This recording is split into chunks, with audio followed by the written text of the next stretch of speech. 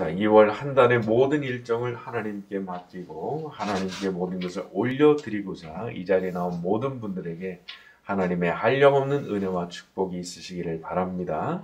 언제나 마음과 정성을 보시는 하나님이시기에 우리의 마음과 이 정성을 받으시고 반드시 축복해 주실 줄로 믿습니다.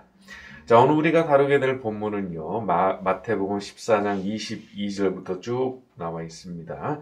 자, 22절과 23절 읽습니다. 예수께서 즉시 제자들을 재촉하사 자기가 무리를 보내는 동안에 배를 타고 앞서 건너편으로 가게 하시고 무리를 보내신 후에 기도하러 따로 산에 올라가시니라. 저물매 거기에 혼자 계시더니 사건이 이제 벌어진 배경인데 예수님께서 5,000명을 먹이신 기적을 일으키시고 나서 제자들에게 배를 타고 바다 건너편으로 가라고 하셨다는 겁니다. 그리고 혼자서 무리들을 다 보내시고 나서 기도하러 따로 산에 올라가셨다는 거죠. 저물매 거기 혼자 계시더니. 자, 기도는 본질적으로 하나님 앞에 홀로 서는 겁니다. 우리가 이렇게 함께 모여서 기도하긴 하지만 사실 기도하는 그 순간 어떤 상태가 되는 거냐? 하나님 앞에 홀로 서는 그런 상태가 되는 거죠. 그렇기 때문에 하나님 앞에 홀로 선 그 상태에서 어떤 일이 일어나는지 딴 사람은 전혀 모르는 거예요. 그래서 어떤 분은 너무 큰 은혜를 받기도 하지만 또 어떤 분은 맹숭맹숭하기도 한 게 그래서 그런 거예요. 같은 자리에 있지만 기도의 시간이라고 하는 것은 본질적으로는 하나님 앞에 홀로 서는 것이기 때문에 그런 거예요. 자, 이렇게 하나님 앞에 홀로 서는 일이 중요하고 또 필요한 것은 세상의 소음에 너무 귀를 기울이면 사람이 방향을 잃어버리기 때문입니다. 왜? 살아가다 보면요, 자연스럽게 너무 많은 게 보이고 너무 많은 말이 들리거든요. 이 사람은 이렇게 얘기하고 저 사람은 저렇게 말하고 막 정신이 없어요. 갈피를 못 잡겠는 거예요. 그래서 우리가 이렇게 기도의 자리에 나와서 앉으려고 하는 거죠. 사람들과 떨어져서 간격을 두고 본질적으로 하나님 앞에 홀로 서서 하나님 주시는 인도하심을 받기 위해서 이 자리에 나오는 겁니다. 자, 오늘 이 시간 예수님처럼 홀로 하나님 앞에 서려고 나온 우리 모두에게 앞길을 보이시고 인도하시는 하나님의 은혜가 있으시기를 바랍니다. 자, 24절부터 27절로 갑니다. 배가 이미 육지에서 술이나 떠나서 바람이 거스름으로 물결로 말미암아 고난을 당하더라. 밤 사경에 예수께서 바다 위로 걸어서 제자들에게 오시니 제자들이 그가 바다 위로 걸어오심을 보고 놀라 유령이라 하며 무서워하여 소리 지르거늘 예수께서 즉시 이르시되 안심하라. 자, 24절에 배가 이미 육지에서 술이나 떠났다는 것은 돌이킬 수 있는 상황이 아니었다는 것을 의미합니다. 그러니까 조금 나갔다 그러면 얼른 돌아오면 되겠지만 이제는 마음대로 육지로 돌아올 수도 없는 상황이 돼버린 거잖아요. 바람 불고 막 파도가 배로 막 들이치는데 저기 보니까 너무 멀리 와버린 거예요. 이것은 때때로 우리가 인생에서 경험하는 바이기도 합니다. 어떤 일을 하게 됐습니다. 그런데 이제 점점 멀리 떠나와서 돌이킬 수가 없는 지점에 도달한 거예요. 뒤로 돌아갈 수가 없다고요. 그런데 거기서 풍랑을 또 만나서 배가 막 요동을 치고 멀미가 나서 막 속이 뒤집히는데 배로는 물이 계속 들어오니까 얼마나 패닉 상태에 빠지겠습니까? 그런데 그 밤에 여기 사경이라는 것은 새벽 3시부터 6시를 가르치죠. 그런데 그 어둡고 캄캄하고 바람이 부는 그 파도 위를 예수님께서 걸어오시는 거예요. 여러분, 우리는 이런 상황이 되면 누구도 나를 도울 수 없다는 생각이 들기 마련입니다. 이 바람 뚫고 이 비를 뚫고 이 파도 뚫고 누가 나한테 오겠는가? 그리고 온다고 한들 그 사람이 무사하겠나? 그런 생각까지도 들 수 있는 거죠. 그러나 주님은 그렇지 않으신 거죠. 아무도 올 수 없는 상황이지만 아무도 가까이 올 수가 없는 그런 폭풍이 부는 바다 한가운데지만 예수님은 거기를 걸어서 오신다고. 아무것도 어떤 것도 주님의 발걸음을 막지 못하는 줄로 믿습니다. 그래서 우리가 기도하는 거잖아요.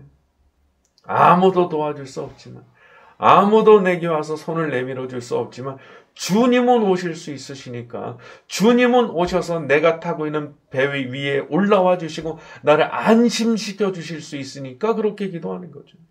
두렵다면, 아무도 나를 도와줄 수 있는 사람이 없을 것 같아서 두렵다면 예수님 부르세요. 예수님을 향해서 은혜를 간구하세요. 주 예수 그리스도시여 저에게 자비를 베푸소서.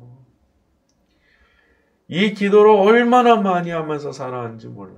앞도 뒤도 꽉 막히고 심장이 조여오는 것 같은 기분이 들 때 얼마나 이 짧은 문장의 기도를 미친 것처럼 반복했는지 몰라요. 주 예수 그리스도시여 제게 자비를 베푸소서. 그런데 그렇게 미친 것처럼 예수님을 향해 좀 자비를 베풀어 달라 간구했을 때 그때 평안이 오더라고요. 설령 그 왔던 평안이 잠시 동안이고 또 똑같은 상황이 금세 돌아와도 그때 그 짧은 시간 내게 찾아왔던 그 평안으로 인해서 아무튼 다시 힘을 얻게 되더라고요. 그리고 다시 좀 시간이 지나서 또 두려워지면 또 똑같은 방식으로 막 자비를 달라고 간구하고 또 다시 평안을 얻고 이러면서 이제 이걸 반복하면서 계속해서 전진해 나갔던 것 같아요. 모든 게 단번에 해결된다고 하면 사실 얼마나 좋겠습니까? 그런데 사람의 일이라고 하는 게 그렇지가 않더라고요. 더 많은 경우에 시간이 걸리더라고요. 시간이. 그러니까 많은 기도 가운데서 영적으로 조금 숨 쉬고 다시 잠수하고 물 위로 올라서 조금 숨 쉬고 들어가서 또 잠수하고 근데 그러다 보면 어느 순간 물결에 밀려서 발이 딱 닿는 지점에 도달을 해요. 그리고 발이 닿으니까 걷다 보니까 이제 머리가 물 위로 나와서 숨을 편히 쉴 수 있는 지점이 나오게 되는 거죠. 만약 전혀 숨을 쉴 수가 없는 상황이 된다면 죽었겠지만 이렇게 주님 앞에 부르짖고 또 부르짖으면 그냥 자비를 간구하면서 저를 좀 불쌍히 여겨달라고 간구하면 영적으로 아주 물 위에 딱 올라와서 숨을 쉬는 것 같은 이제 그런 은혜를 경험하게 되는 거죠. 그래서 설령 다시 물속으로 좀 들어가게 되더라도 잠시 견딜 수 있는 힘을 얻게 되는 겁니다. 자, 그러나 기억하세요. 반드시 편하게 숨쉬는 날이 옵니다. 주님께서 그렇게 만들어 주실 줄로 믿습니다. 그러니까 우리는 우리의 인생을 주님께 다 맡긴 사람들이잖아요. 그러니까 맡겼다면 걱정 안 해도 돼요. 못 맡겼다면 걱정이죠. 그러나 모든 소유권이 주님께로 다 넘어갔으니까. 하이델베르크 교리문답책 1문이 뭐냐면 사나 죽으나 당신에게 있는 위로가 무엇입니까? 말을 하거든요. 그 답이 뭐냐? 사나 죽으나 나의 몸과 영혼이 예수 그리스도의 것이 되었다는 그것이 나의 위로입니다. 그게 답변입니다. 내가 예수님의 것이 됐다는 그 사실. 그래서 내가 사나 죽으나 어디서나 나에게 위로가 있다. 그런 말을 하거든요. 예수님께서는 양이 99마리가 있어도 잃어버린 그 한 마리 양 찾아가지고 온 산을 헤매고 다니는 게 목자라고 하셨잖아요. 그러면 가장 선한 목자이신 그분께서 날 잊어버리실 리가 있겠습니까? 날 위해서도 온 산을 헤매고 다니시며 나를 찾아주실 줄로 믿습니다. 다만 우리도 포기하면 안 되는 거예요. 주님의 은혜를 간구하는 일, 제게 좀 자비를 베풀어 주십시오. 제게 은혜를 좀 베풀어 주십시오. 저를 좀 불쌍히 여겨 주십시오. 그렇게 간구하는 일을 그만두면 안 되는 거예요. 그게 내가 해야 되는 분량이거든요. 우리가 해야 되는 우리 일이거든요. 우리 일. 딴 일 하라는 거 아니에요. 불쌍히 여겨달라는 그 말 하라는 거예요. 얼마나 쉬워요. 저를 좀 불쌍히 여겨주십시오. 이 말하는 게 어려워요? 하나도 어려운 거 아니에요. 할 마음만 있다면 기계적으로라도 입을 움직여서 그렇게 기도하면 되는 거기 때문에 그 말을 하면 된다는 거예요. 그 말을. 그럴 때 주님께서 어느 순간 저 바람이 불고 비가 억수같이 쏟아지는 바다 위로 걸어서 내게 오시는 것을 보게 되는 거죠. 27절에 예수께서 즉시 이르시되 안심하라 나니 두려워하지 말라. 주님께서 이 시간 우리에게도 이르셔서 나니 두려워하지 말라 하시는 그 귀한 음성을 들려주시기를 바랍니다. 자, 우리 28절부터 33절로 갑니다. 베드로가 시작. 베드로가 대답하여 이르되 주여 만일 주님이시거든 나를 명하사 물 위로 오라 하소서 하니 오라 하시니 베드로가 배에서 내려 물 위로 걸어서 예수께로 가되 바람을 보고 무서워 빠져가는지라 소리질러 이르되 주여 나를 구하소서 하니 예수께서 즉시 손을 내밀어 그를 붙잡으시며 이르시되 믿음이 작은 자여 왜 의심하였느냐 하시고 배와 함께 오름에 바람이 그치는지라 배에 있는 사람들이 예수께 전하며 이르되 진실로 자, 베드로의 위대한 경험에 대한 얘기가 나오죠. 사람이 물 위를 걷는 경험을 하게 된 겁니다.